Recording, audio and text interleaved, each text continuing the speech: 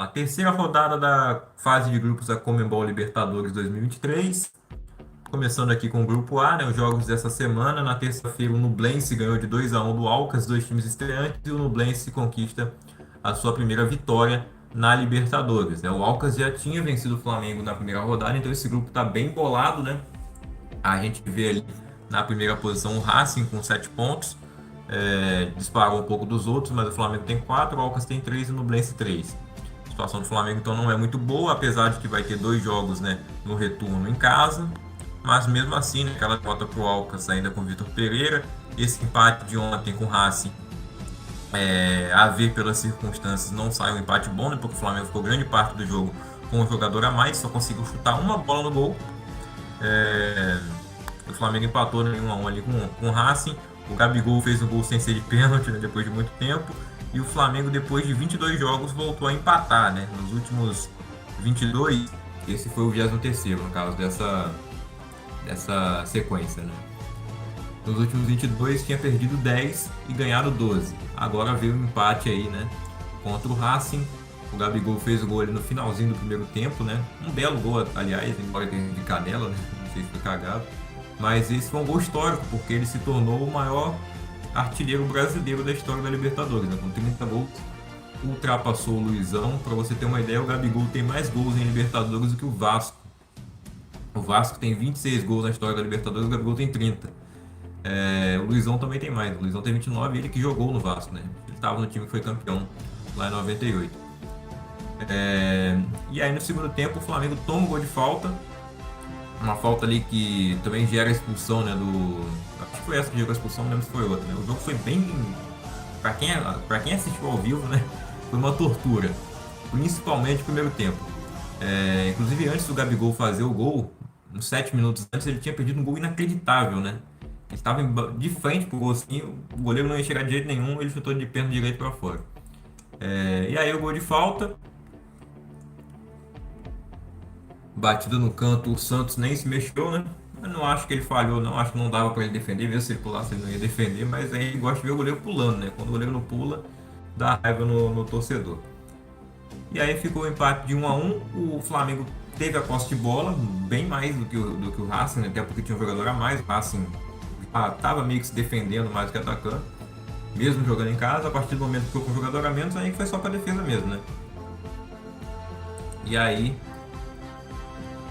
o Tampaoli na coletiva pós-jogo falou que o Flamengo merecia a vitória porque foi muito melhor no jogo. Acho que eles pegou muito melhor, né? O Racing, mesmo tendo finalizado menos vezes, ele finalizou mais vezes ao gol do que o Flamengo. Embora o Flamengo tenha tido bola na trave no final, o Racing também teve, né? Os minutos finais ali tiveram mais emoção, uma bola na trave do Racing e depois uma bola no travessão do Thiago Maia. E o Racing tava cheio de desfalque, cara. Sem o camisa 10, o Rojas, né? Tava com o Rojas lateral esquerdo, mas o camisa 10 que fez aquele gol no meio campo não tava jogando. O Guerreiro não é titular do Racing, que foi titular nessa partida, aliás, né? Nem deu susto. Não teve a lei do ex. E ficou aí empate de 1-1, né? Um empate que, como eu falei, pelas circunstâncias do jogo, não foi bom pro Flamengo. E aí então o Racing tem 7 pontos na liderança, Flamengo 4, Alcas 3 e Nublense 3. Na próxima rodada, o Flamengo vai enfrentar o Nublense no Chile. No dia 24. Vai levar um tempinho ainda pro jogo da quarta rodada. Olha, pelo grupo B que está numa situação parecida com a do grupo A, né? Tem um time com 7 pontos, mas o outro tem 5, não tem 4, né? No caso, o Internacional não teve nenhuma derrota, é uma vitória e 2 empates, e um empate decepcionante nessa rodada, né? O Inter empatou em casa com o Nacional do Uruguai, depois de toda a polêmica que deu o Nacional fazendo o anúncio do jogo com o logo do Internacional. Fez aquele PNG tirando o fundo, tirou o fundo vermelho e deixou só a parte branca, né, do escudo do Inter e colocou no fundo azul, né? E é claro que a torcida do Inter ficou revoltada com isso. E aí até o Baldasso fez uma arte lá colocando o fundo do Nacional, deixando em preto e amarelo, né, que é as cores do Peñarol, o maior rival do time do Uruguai. Então tem a união Internacional e Peñarol, é a união Nacional e Grêmio, né? Até por conta do Luiz Soares, como eu falei na live anterior. O Inter vencia o jogo, teve gol anulado também, né? Ele fez 1-0. Aí tomou um empate, teve um gol anulado, fez 2-1 e no final tomou outro gol. E ainda teve mais uns 8 minutos para tentar fazer mais um e não conseguiu, né? Total domínio de jogo, mas não conseguiu a vitória. Na segunda rodada, foi um jogo bem sofrido também para ganhar do Metropolitanos, que foi um domínio bem maior do que foi contra o Nacional, até porque o Metropolitanos é um time muito mais fraco, né? O Inter chutou as 30 bolas naquele jogo e fez um gol só. Dessa vez fez 2, não chegou a chutar tanto, eu acho, mas tomou 2 gols. Então, o Mano Menezes aí, a defesa não funcionou tanto, né? E o Independente Medellín ganhou de 4-2 no Metropolitanos, Uruguai. 5 pontos para o Internacional e 4 pontos para o Independente Medellín. O Metropolitanos, que é o saco de pancadas, tem 0. Saco de pancadas que o Inter só fez um gol. A questão do saldo de gols é muito importante e o Inter não está fazendo, né? Na primeira rodada foi empate com o Medellín, na Colômbia. Vitória magra contra o Metropolitanos e agora um empate com o Nacional. Nesses 3 jogos que faltam, vai jogar fora de casa contra o Nacional do Uruguai e fora de casa contra o Metropolitanos. Obrigação de ganhar do Metropolitanos, no mínimo empatar de novo com o Nacional, né? E dessa vez tem que ganhar no Medellín em casa. Tem que ter pelo menos 2 vitórias aí e não perder. Senão as coisas podem complicar aí para o Internacional. O grupo C, um grupo do Palmeiras, né? Mas quem está liderando é o Bolívar. 6 pontos para o Bolívar, 6 pontos para o Palmeiras também, 3 pontos para o Barcelona de Guayaquil, 3 pontos para o Cerro Porteño. Nessa terceira rodada, o Bolívar atropelou o Cerro Porteño do Paraguai, 3-0 para o Bolívar, 4-0 para o Bolívar, quer dizer, né? O Bolívar ganhou do Palmeiras de 3-1 na primeira rodada, foi o Palmeiras reserva, né?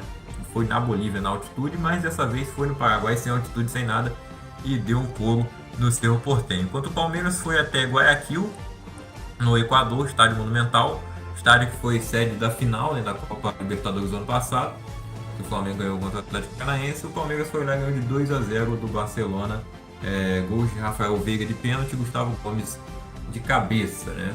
Poderia ter sido mais, o Palmeiras poderia, o Barcelona também teve algumas chances, mas no fim uma vitória tranquila do time do Abel Ferreira, que mais uma vez é um favoritaço a Libertadores, né? Nos últimos 4 anos aí, 2 títulos, e sempre passando das oitavas de final, né? Chegando pelo menos até as quartas, né? No caso, desde que o Abel chegou, o Palmeiras sempre chegou na semifinal, né? Foram 2 finais, 2 títulos, e ano passado foi uma semifinal para o Atlético Paranaense. É um time consolidado e consistente demais, né? O grupo D, que muitos consideravam o grupo da morte, o Fluminense deu muito mal no sorteio, todo poderoso River Plate que está na lanterna do grupo, né? O Fluminense tem 9 pontos, venceu os 3 jogos, 100% de aproveitamento, melhor ataque da competição, 9 pontos. 9 pontos e 9 gols. 9 gols marcados, 2 gols sofridos e 7 de saldo de gols, né?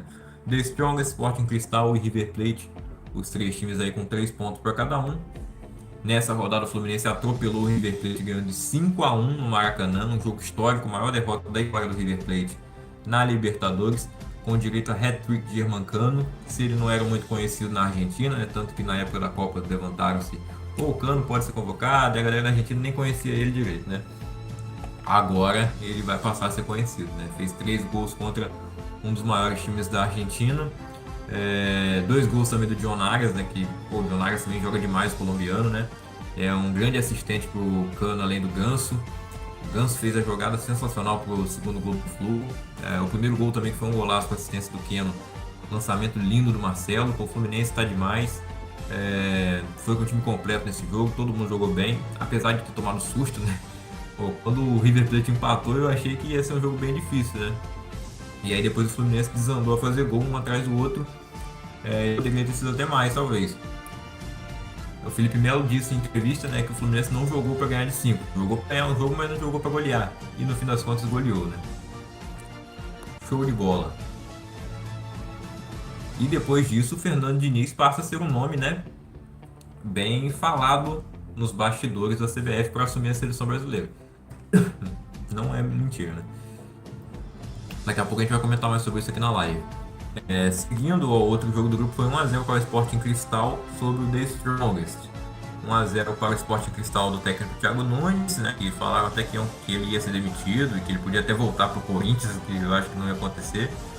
Mas ele continuou no Sporting Cristal e conseguiu uma vitória contra o The Strongest jogando em casa com o Sporting Cristal. Então, 3 pontos para todo mundo no grupo, menos para o Fluminense, que venceu 6 jogos e tem 9 pontos.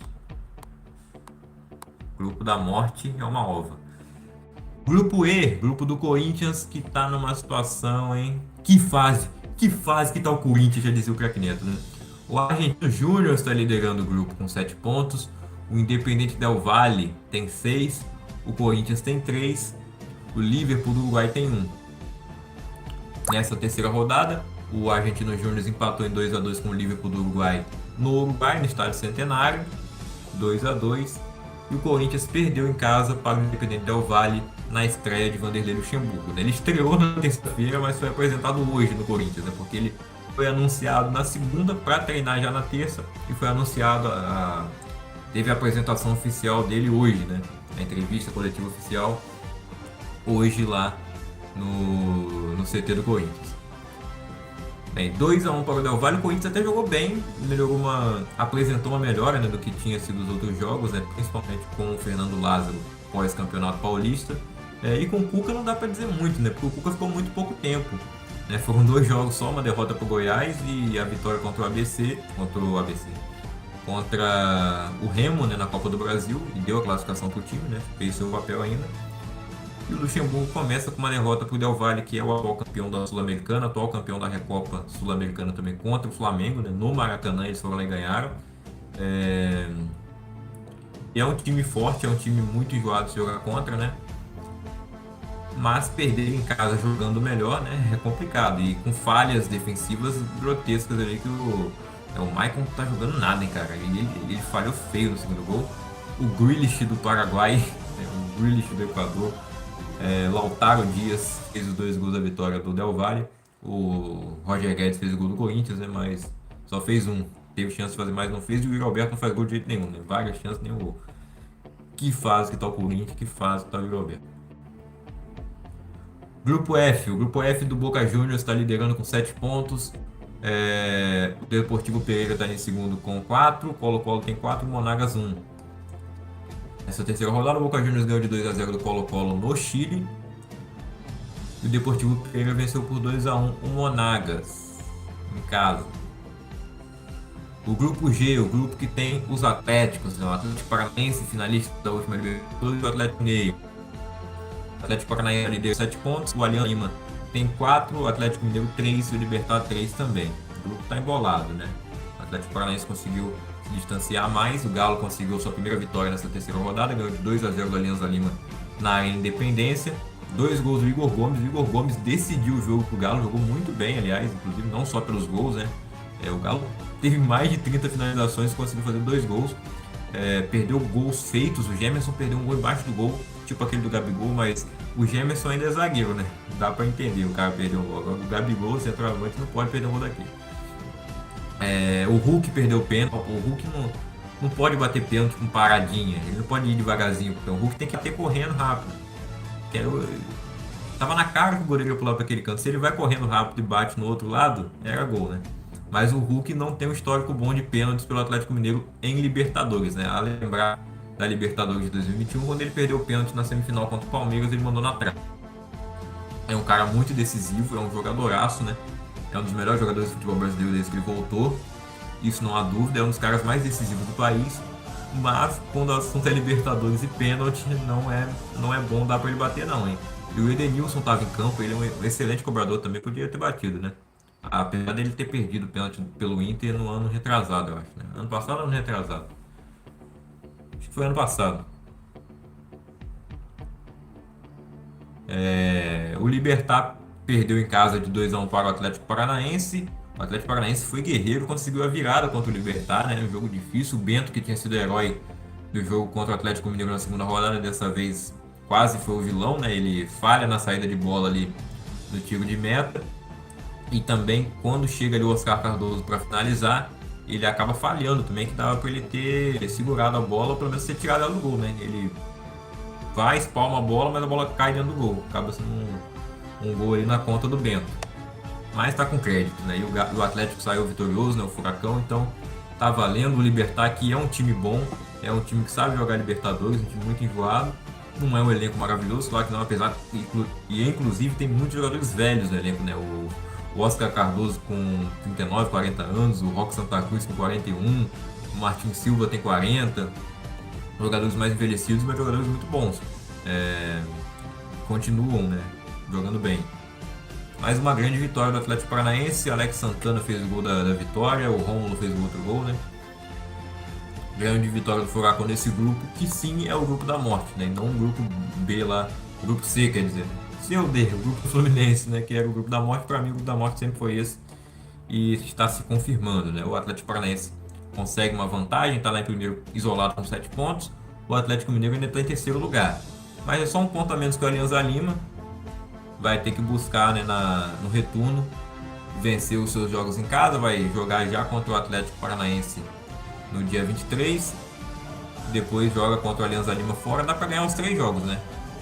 No caso, o mais difícil é contra o Libertad fora de casa, lembrando que ele perdeu para o Libertad no Mineirão. E perdeu. E pelo grupo H, o Atlético Nacional lidera o grupo com 7 pontos. O Olímpia é o segundo colocado com 5. O Patronato tem 3 e o Melgar tem 1. Os jogos da terceira rodada foram Atlético Nacional 2, Patronato 4, Melgar 1. Então é isso que aconteceu nessa terceira rodada da fase de grupos da Libertadores. O Dorlan Pabon segue sendo o artilheiro da Liberta com 6 gols. O Paulinho do Galo também com 5, mas ainda não marcou nenhum. Quer dizer, marcou 5 no Atlético Paranaense, na verdade. Foram 4 gols ali na pré-Libertadores e 1 na fase de grupos europeu. Germancano tem 5 também. Pons, do Independente Medellín, tem 4. Beltrano do Atlético Paranaense, 3. Irving Ávila tem 3. Jogador do Sporting Cristal. Roger Guedes do Corinthians, 3. O Lorá, né, do Sporting Cristal tem 2. Inácio, 2. Um monte de gente tem 2, né? Igor Gomes, John Arias, Gustavo Gomes, Hulk, Pedro, Loteiro do Fortaleza, que agora está na Sul-Americana, né? Lautaro Dias, os 2 gols contra o Corinthians, aí do atacante. O Grealish do Independente Del Valle. O Grealish da Shopee.